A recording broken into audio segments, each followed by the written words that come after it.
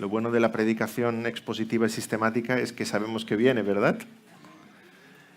Estamos en el capítulo 3 y hoy trataremos la última porción de este capítulo. Capítulo 3, versículos 19 al final, al 24. Y estaremos hablando sobre la confianza con la que nos acercamos al Señor. Una de las cosas, creo yo, como padre, que más disfrutamos los padres es cuando nuestros hijos expresan esa confianza en nosotros. A veces ciega, a veces irracional, pero nos llena de profunda satisfacción cuando nuestros hijos depositan en nosotros esa confianza y les podemos ayudar. Digo ciega porque a veces, muchos papás habréis vivido esto, ¿verdad? El niño que se sube en la mesa o en la silla y dice, agárrame papá, y salta, y tú estás a 3 metros. Deben pensar que eres Superman. Bueno, al principio sí piensan que eres Superman cuando son pequeños, eres el más fuerte, el más listo, el más guapo. Luego, a medida que van creciendo, se van dando cuenta de tus carencias, de tus limitaciones. Pero es precioso ver esa confianza de un niño pequeño en su padre. Digo, confianza absoluta, confianza ciega.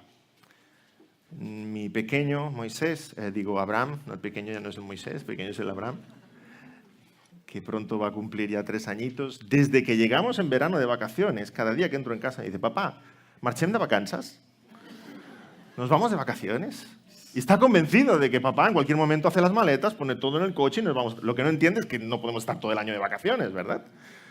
Pero siempre con esa petición tan sincera, ¿marchem de vacanzas? Igual como notamos esa confianza en nuestros hijos, los padres también notan la desconfianza. En especial cuando hay un día en que uno de los niños ha sido especialmente trasto, o se ha discutido con sus hermanos, se ha portado mal o ha sido desobediente, y llega al final del día y con su desastroso currículum sabe que tiene que pedirle algo a papá. Pero ¿cómo se lo pido? Tal como ha ido el día de hoy. Y papá está sentado en el sofá o en la mesa cenando y el niño se pasea por allí, ¿verdad? Va mirando a su padre como, tengo que preguntar algo, pero no sé cómo hacerlo. Y tú ves que merodea. Hasta que el padre le pregunta, ¿me tienes que preguntar algo? ¿Cómo abordar a tu padre cuando hay esa desconfianza? Y la desconfianza no está en tu padre, la desconfianza es culpa de tu propio corazón, de tu propia historia, de tus propias circunstancias. Y el niño que dice entonces, sí, yo venía a pedirte algo, pero como sé que no me lo vas a dar, porque me he portado mal, pues no te lo iba a pedir, pero igualmente ya que me preguntas, pues vengo porque tengo que venir, pero sé que no me vas a hacer caso de todas maneras, ¿para qué explicártelo? Creo que los papás nos sentimos identificados en esas circunstancias.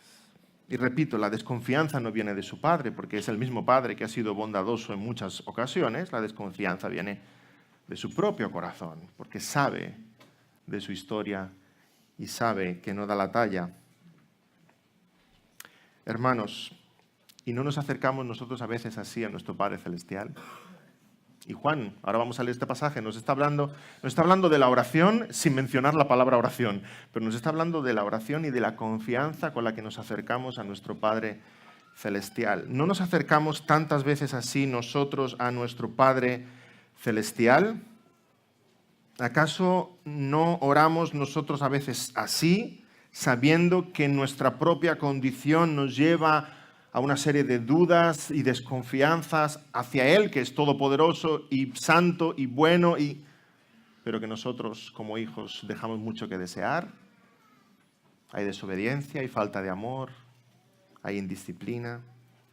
Señor, vengo ante tu trono con mis peticiones, pero mi corazón me acusa, mi conciencia me delata, vengo porque no tengo a quién ir, vengo pero a la vez sé que no me vas a escuchar, porque mi vida deja mucho que desear, porque no te amo sobre todas las cosas, porque no amo a mi hermano como a mí mismo, vengo sin confianza. Es que incluso me siento hipócrita orando.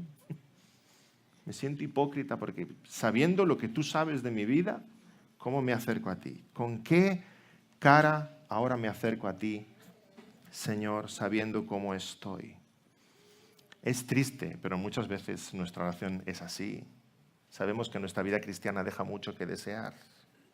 Y Juan en su carta nos exhorta a que haya esa confianza, que amemos al Señor sobre todas las cosas, que amemos al hermano como Cristo amó a la iglesia. Juan sabe de qué está hablando, sabe qué es lo que interfiere en nuestra vida de oración, sabe qué es lo que afecta nuestra vida de oración. Y repito que el pasaje que vamos a leer habla de la oración sin usar la palabra oración y describe de dónde procede la confianza que necesitamos para acercarnos a Dios con nuestras peticiones y por qué tantas veces desconfiamos cuando oramos.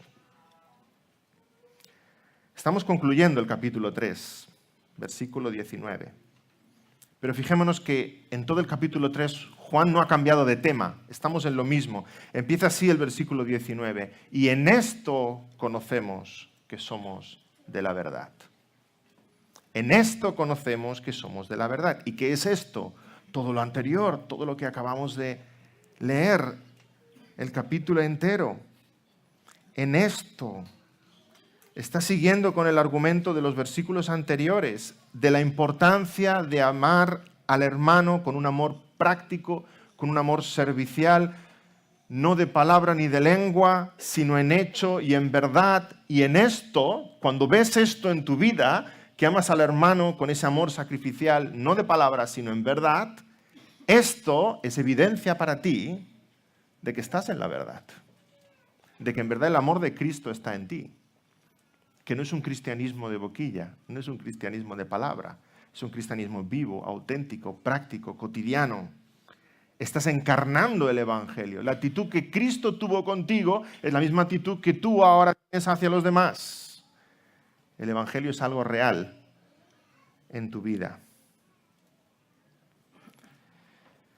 Recordemos cómo empezaba el capítulo 3. Mirad cuál amor nos ha dado el Padre para que seamos llamados hijos de Dios. En esto, en ese amor que nos ha dado el Padre, y porque vemos ese amor que nos ha dado el Padre entre nosotros, sabemos que somos de Él. Es su ADN impreso en su iglesia. El amor fraternal.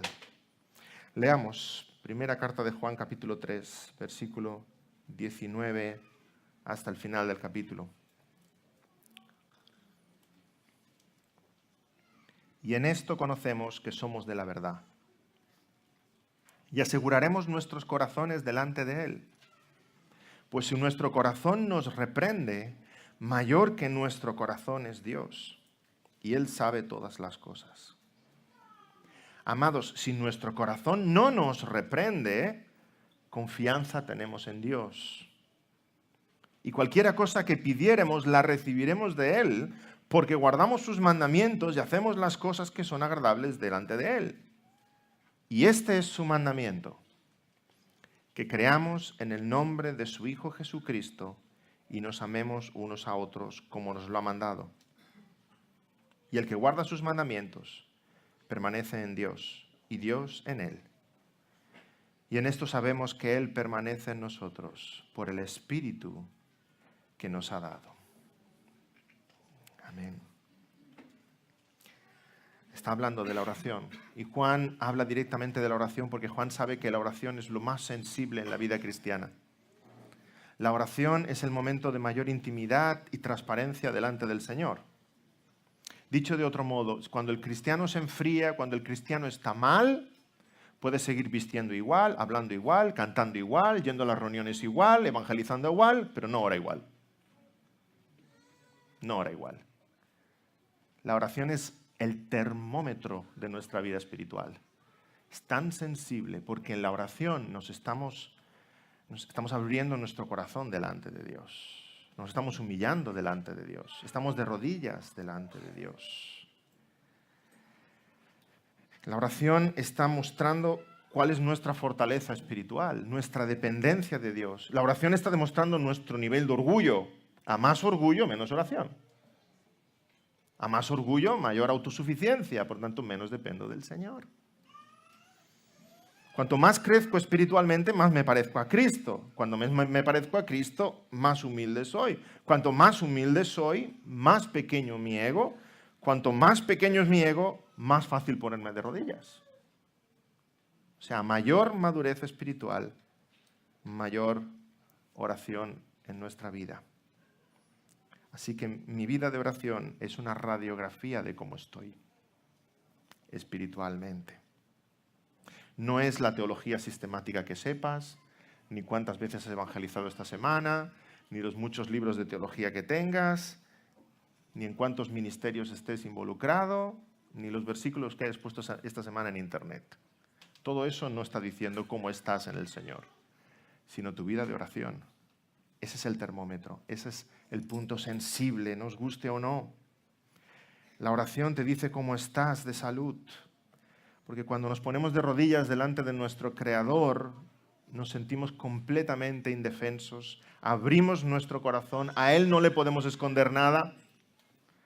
Escribe Martin Lloyd-Jones, creo que no hay nada que realmente nos ponga tan a prueba como el acto de orar. Cuando oramos de verdad ante Dios es cuando realmente comprendemos quiénes somos. Nada hace que nos veamos a nosotros mismos de la forma en que lo hace estar en oración delante de Él. Y en la oración el Espíritu Santo nos está hablando, nos está convenciendo, nos está guiando. En la oración el Espíritu nos lleva a confesar nuestras faltas. En la oración nos damos cuenta de todas las promesas incumplidas con el Señor. En la oración nos damos cuenta de los ídolos más ocultos que hay en nuestro ser. En la oración nos damos cuenta de nuestra necesidad de Cristo. Nuestra alma se desnuda delante del Dios eterno cuando oramos. Por eso muchas veces rehuimos la oración. Por eso muchas veces lo primero que flaquea es la oración.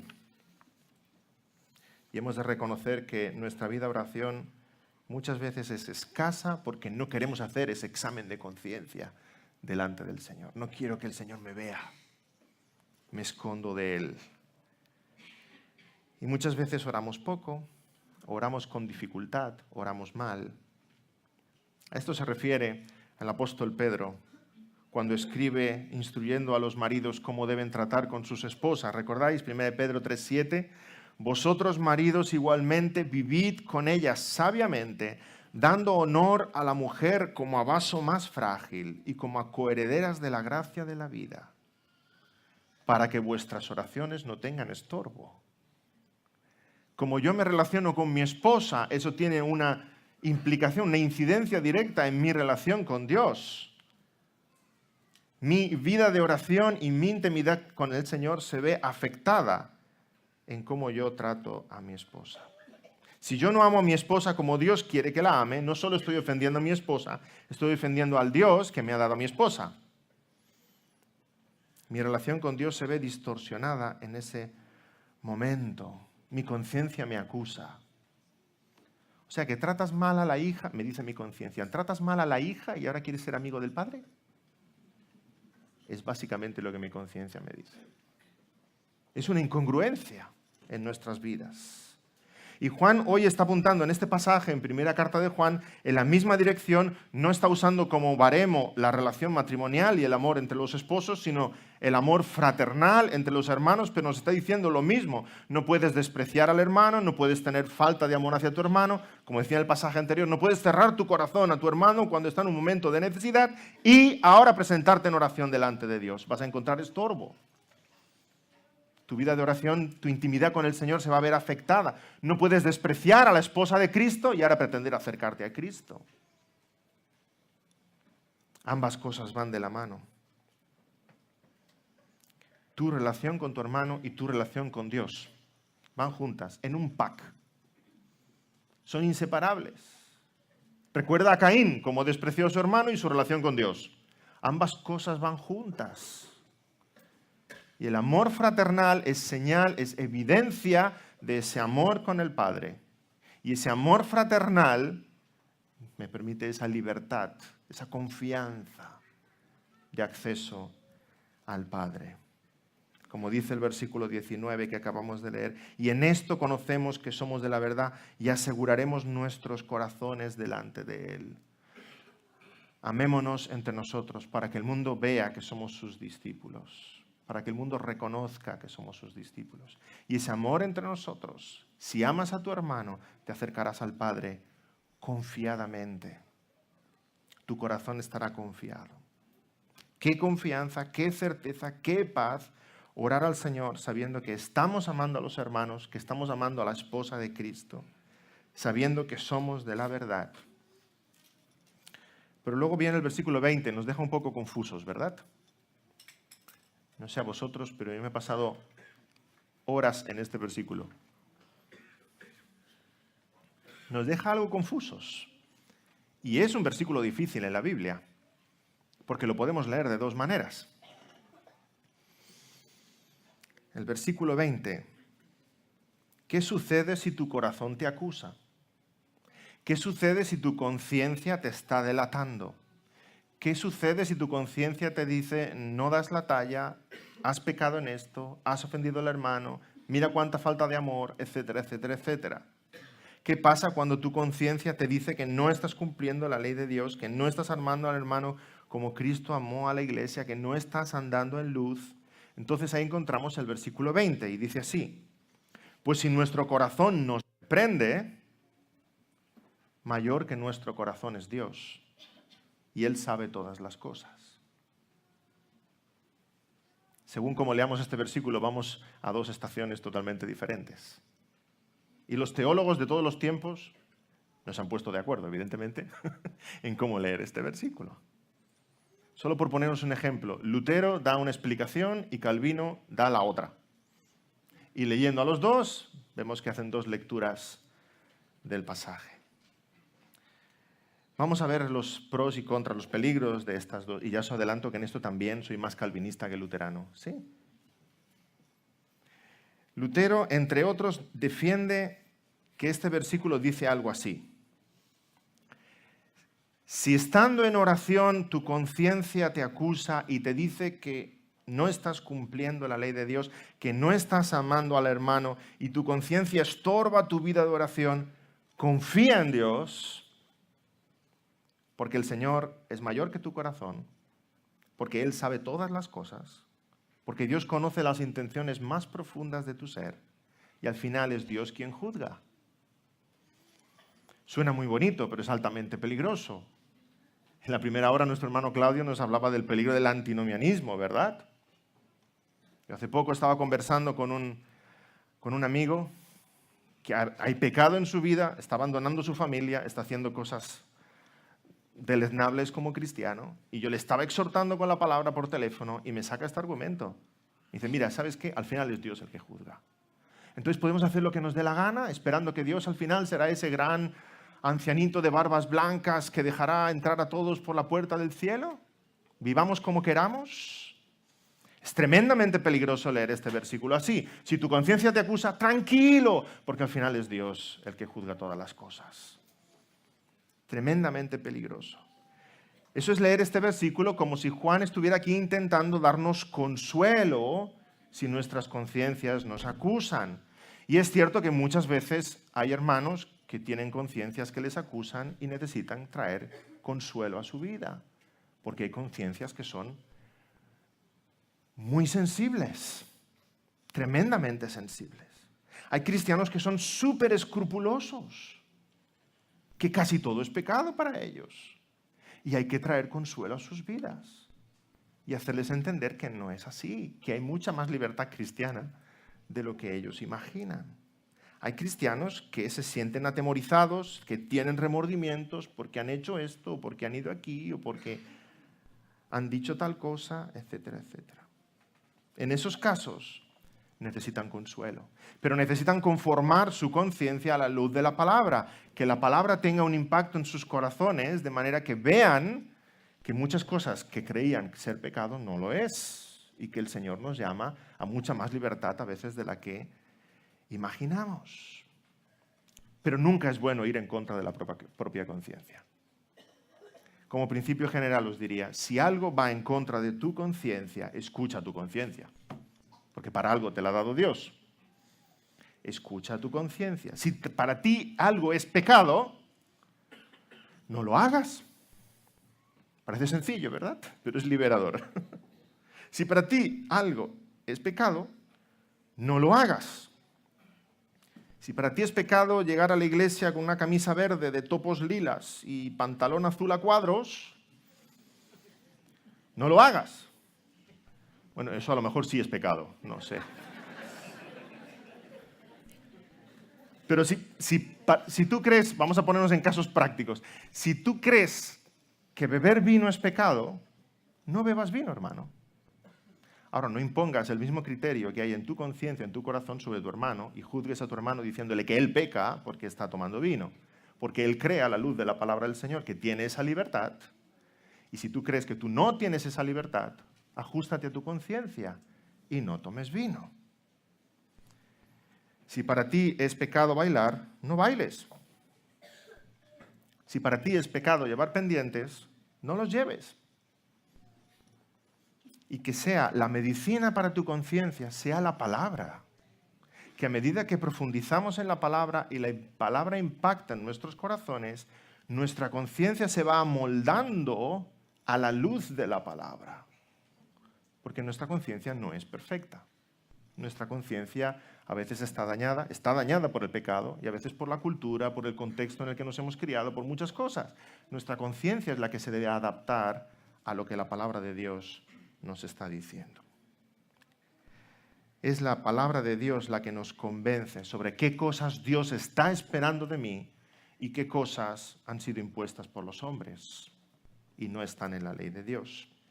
Y la palabra de Dios nos libera de nuestros propios pensamientos, de nuestra historia, etcétera, etcétera, para servir a Cristo y servir solo a Cristo. Como dice el versículo 21, nuestra confianza viene cuando nuestro corazón no nos reprende. Cuando obedecemos al Señor, nuestra conciencia está tranquila. Si para ti es pecado sentarte en una silla de color rojo, porque así te han educado, no te sientes en una silla de color rojo. Pero lee la palabra y estudia y verás que tienes la libertad para sentarte en una silla de color rojo. Y cuando entiendas que, sí puedo sentarme en una silla de color rojo, siéntate con gusto y alaba al Señor. Es nuestra conciencia la que se adapta a la palabra del Señor. Ahora bien, la lectura que hace Calvino de este pasaje es muy diferente. Aquí el apóstol Juan no pretende tranquilizar las conciencias que están inquietas. Aquí el apóstol Juan pretende inquietar a las conciencias que están tranquilas. Este pasaje tiene exactamente el propósito contrario a consolarnos, a exhortarnos, a hacernos temer. Toda esta sección de Primera de Juan es una exhortación a obedecer a Dios, a amar al hermano, a amar a la iglesia. Y cuando nuestra conciencia nos acusa, escúchala. Escúchala. Está Juan haciéndonos parar atención sobre aquellos que menosprecian al hermano y luego pretenden orar al Padre, haciendo callar su conciencia. Juan está diciendo, eso es imposible. No hagas callar tu conciencia cuando tu vida está en desorden, cuando hay desprecio hacia tu hermano. Por tanto, el pasaje tiene el sentido no de consolar, sino de advertir. Si nuestro corazón nos reprende, mayor que nuestro corazón es Dios y Él sabe todas las cosas. Teme. Si tu conciencia, siendo tan pequeña, tan imperfecta, ya te está diciendo que vas mal, imagínate Dios, el juez justo, que es capaz de ver todo lo que hay en tu corazón. ¿Cuál será su conclusión? Si tu conciencia, que está tan limitada y tan afectada por el pecado y por nuestra cultura, tu conciencia, que es un juez tan pequeñito, te está acusando, ¿cómo no te acusará el juez santo y justo, que está viendo eso y mucho más en tu corazón? En ese sentido está hablando Juan. Si tu conciencia te acusa y te dice que no estás cumpliendo la ley de Dios, que no estás amando al hermano y tu conciencia estorba tu vida de oración, escucha tu conciencia. No la hagas callar porque el Espíritu de Dios está trayendo convicción de pecado en tu vida Y si tu conciencia te acusa con lo pequeña y débil que es, y tu corazón te inquieta a pesar de que te conoce tan poco, teme al Señor, corrige tu vida, obedece a Cristo, ama al hermano, porque si no le amas más aún te acusará Dios por lo mismo. Porque Él sí lo sabe todo. A tu conciencia la puedes engañar de muchas maneras, pero Dios sí lo sabe todo. Si nuestro corazón nos reprende, mayor que nuestro corazón es Dios. Y Él sabe todas las cosas. Y de nuevo, la palabra de Dios está estableciendo una correlación inquebrantable entre el amor de Dios y el amor al hermano. El amor a Dios y el amor al hermano. Recordemos las palabras del Señor Jesús a Pedro. ¿Me amas? Apacienta mis corderos. ¿Cómo expresas tu amor al Señor sino amando a aquellos por los cuales Cristo ha dado su sangre? Su esposa, su pueblo, su rebaño. Es una relación inquebrantable. Si ves la necesidad de tu hermano y cierras tu corazón contra él, no solamente te estás alejando de tu hermano, te estás alejando del Señor Jesucristo. Si murmuras contra tu hermano, si le niegas tu ayuda, si no le sirves con tus talentos, si vienes a la iglesia con una actitud consumista, pensando a ver qué recibo, en vez de generosa, cómo me voy a entregar, cómo me voy a dar a mis hermanos. Si tienes un corazón egoísta hacia el pueblo del Señor, o no eres del Señor, o tus oraciones no pasan del techo. Ahora bien, si amas al Señor y amas a tus hermanos con un corazón entregado, sacrificial, como Cristo a la iglesia, procuras su bien, en ti hay servicio, en ti hay sacrificio, entonces está diciendo Juan, tus oraciones no tienen estorbo, tus oraciones llegan ante el trono de la gracia. Versículos 21 y 22. Amados, si nuestro corazón no nos reprende, confianza tenemos en Dios. Y cualquiera cosa que pidiéremos la recibiremos de Él, porque guardamos sus mandamientos y hacemos las cosas que son agradables delante de Él. Escuchemos las palabras de Juan en este pasaje. Si nuestro corazón no nos reprende, confianza tenemos en Dios. Si tu conciencia no te acusa, ¿qué confianza con nuestro Padre Celestial? Y alguno de vosotros puede que esté pensando, qué bien, dice cualquier cosa que pidiéremos. ¡Wow! Voy a hacer la lista. A lo mejor no es mentira eso del Evangelio de la prosperidad. Cualquier cosa que pidiéramos. Milagros, sanidades, prosperidad, coche nuevo, tele de plasma, ascenso en el trabajo. Cualquier cosa que pidiéramos. Lo dice aquí, ¿eh? Lo he visto. Prestigio, poder. Sí, dice cualquier cosa que pidiéramos. No podemos borrar esa frase. La palabra lo promete. Cualquier cosa que pidiéramos. Pero no hagas trizas el versículo para quedarte con un trocito. Lee el versículo entero. Justo antes ha dicho, si nuestro corazón no nos reprende. Poca cosa. Y justo después dice, porque guardamos sus mandamientos.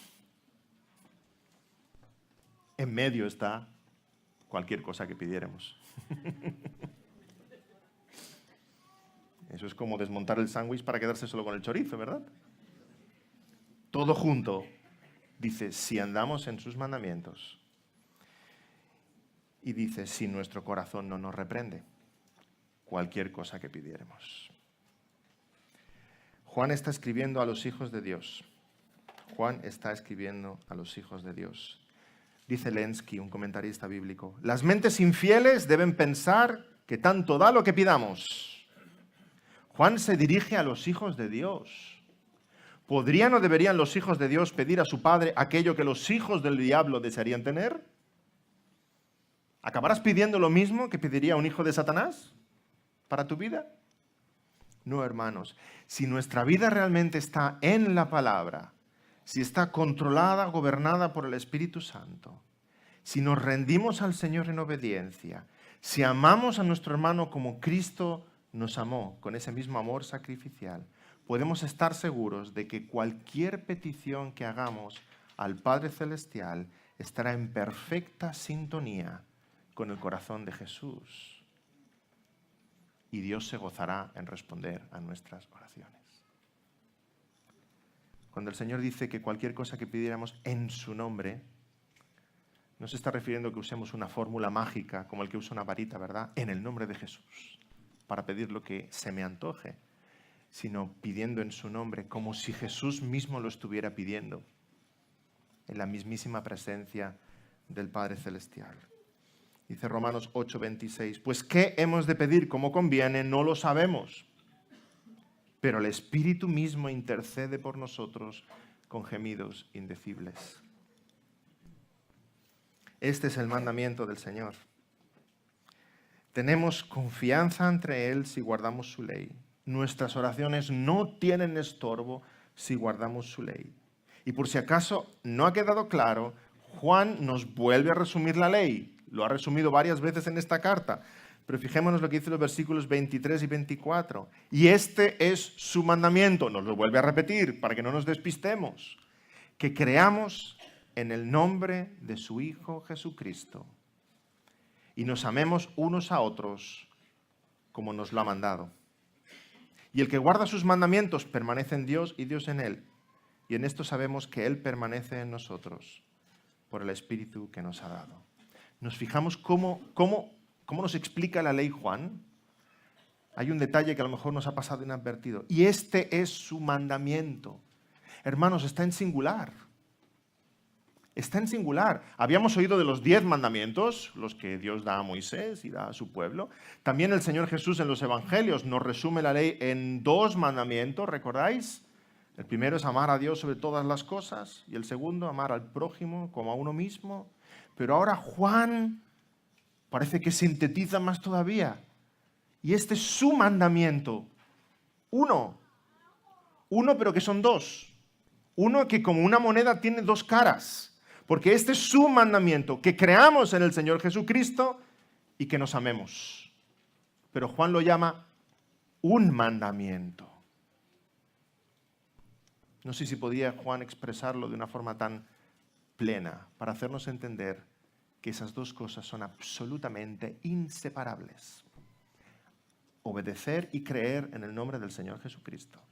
En nombre del Señor Jesucristo, en el Evangelio, en el mensaje, en el ministerio, en la muerte, en la crucifixión, en la resurrección. Creer en el Señor Jesucristo y amarnos los unos a los otros. Es un mandamiento.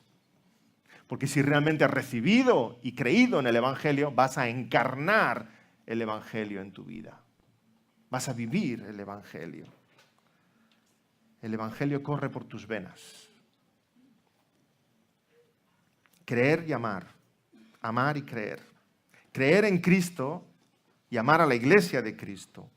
Creer en aquel que ahora no ves y amar a aquellos que ahora sí ves.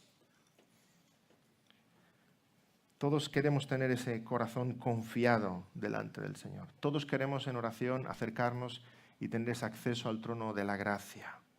Fijémonos en lo que Juan nos está diciendo. Qué palabras de advertencia tan solemnes. Si amas a los hermanos, te acercarás al Padre confiadamente. Sin embargo, si te acercas con temor, si te acercas con desconfianza, hermano, ¿qué hay en tu vida que debas confesar? ¿Qué falta de amor hay? ¿Qué falta de obediencia hay? En la oración se produce una auténtica radiografía del alma, en la cual nos damos cuenta que hay tanto que tenemos que cambiar, porque queremos tener ese acceso libre, confiado, pleno, delante del trono de Dios. Y en esto sabemos que somos del Señor, en que guardamos sus mandamientos. Si no hay esa libertad, al acceder en oración al Señor, examina tu vida delante del Señor, examina si estás faltando en amor a los hermanos, a su iglesia, a la ley del Señor, si hay desobediencia, si hay rebeldía, si hay pecado en tu vida. Y si hay plenitud en la oración, si hay transparencia en la oración, si te sientes en plena libertad en la oración con el Señor, reconoce la obra maravillosa del Espíritu Santo. No te pongas medallas, hermano. No te pongas medallas, fijémonos cómo acaba este pasaje. Y el que guarda sus mandamientos permanece en Dios y Dios en él, y en esto sabemos que Él permanece en nosotros por el Espíritu que nos ha sido dado. Porque es Él el que produce así el querer como el hacer, por su buena voluntad. Si hay esta hermosa confianza en la oración entre Dios el Padre y tú, reconoce el ministerio del Espíritu en tu vida. Da gracias al Señor, porque es por el Espíritu y el Espíritu que te ha sido dado. Es un regalo de parte de Dios para nosotros. Sabemos que Él permanece en nosotros por el Espíritu que nos ha sido dado. Gracias a Dios por su obra en cada uno de nosotros. Podemos decir que si no nos avergonzamos, es por la obra del Espíritu Santo en nuestras vidas. Si sabemos que amamos a Dios y amamos al hermano, es por la obra del Espíritu Santo en nuestras vidas.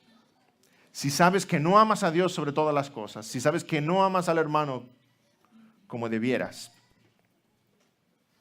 acude al Señor. También nos dice Juan, abogado tenemos para con el Padre, a Jesucristo el justo.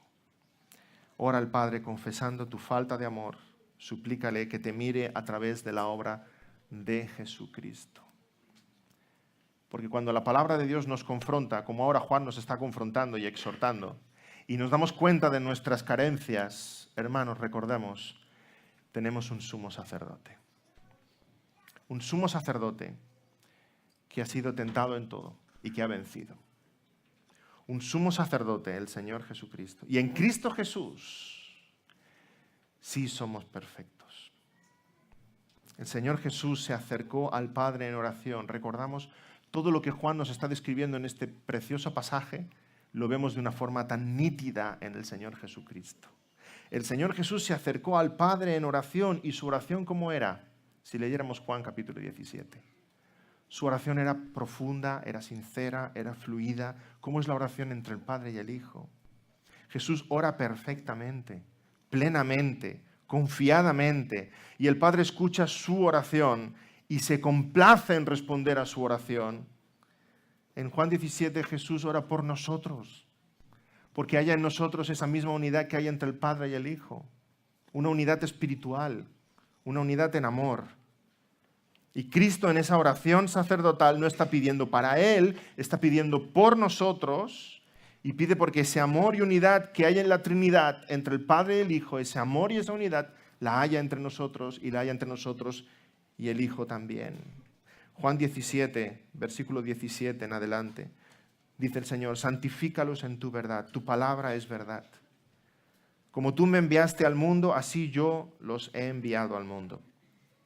Y por ellos yo me santifico a mí mismo, para que también ellos sean santificados en la verdad. Mas no ruego solamente por esto, sino también por los que han de creer en mí por la palabra de ellos, para que todos sean uno, como tú, oh Padre, en mí y yo en ti. Que también ellos sean uno en nosotros, para que el mundo crea que tú me enviaste. Que estando en oración, el Espíritu Santo nos convenza a cada uno de nosotros que nos sentimos pecadores, que no amamos a Dios sobre todas las cosas, que no amamos al hermano como Juan nos está describiendo aquí, pero nos convenza también de que tenemos un sumo sacerdote. Un sumo sacerdote que Él sí es perfecto en cumplir la ley de Dios. Él sí ama a Dios sobre todas las cosas, sí ama a la iglesia con ese amor sacrificial. Y es por sus méritos y en su misericordia que nos acogemos. Que el amor de Cristo nos llene para poder nosotros tener ese mismo amor con los hermanos, con aquellos a los que Cristo amó. Hebreos 4, 15, y con esto concluimos. Porque no tenemos un sumo sacerdote que no pueda compadecerse de nuestras debilidades, sino uno que fue tentado en todo según nuestra semejanza, pero sin pecado. Acerquémonos, pues, confiadamente al trono de la gracia, para alcanzar misericordia y hallar gracia para el oportuno socorro. Oremos. Sí, Señor, nos acercamos confiadamente a tu trono. Cuando examinamos nuestros corazones, Señor, dejan tanto que desear. Nuestro amor es tan imperfecto, tan escaso. Queremos amar al Padre sobre todas las cosas, pero nuestro corazón se va detrás de tantos ídolos que hay en esta vida. Queremos amar al hermano como tú nos amaste, pero Señor, nuestro corazón es egoísta y solo busca recibir y no dar. Y cuando en oración, de rodillas delante de ti, tú nos confrontas y el Espíritu trae convicción de pecado a nosotros, Señor, nos sentimos miserables. Pero Señor, acudimos a ti, a los pies de la cruz. Queremos ser bañados con la sangre del Señor Jesucristo. Él, que vivió una vida justa y perfecta en todos los sentidos. Él encarnó de verdad el amor al Padre, el amor a los discípulos. Señor, gracias por la entrega y sacrificio del Señor Jesús, porque en su sangre somos lavados, somos redimidos, somos santificados. Señor, y pon en nosotros ese amor que hubo en Cristo por nosotros. Que no solamente hablemos el Evangelio, sino que representemos, encarnemos el Evangelio cada día, cotidianamente, en todo lo que hacemos, decimos, vivimos. Que encarnemos el Evangelio en nuestros matrimonios.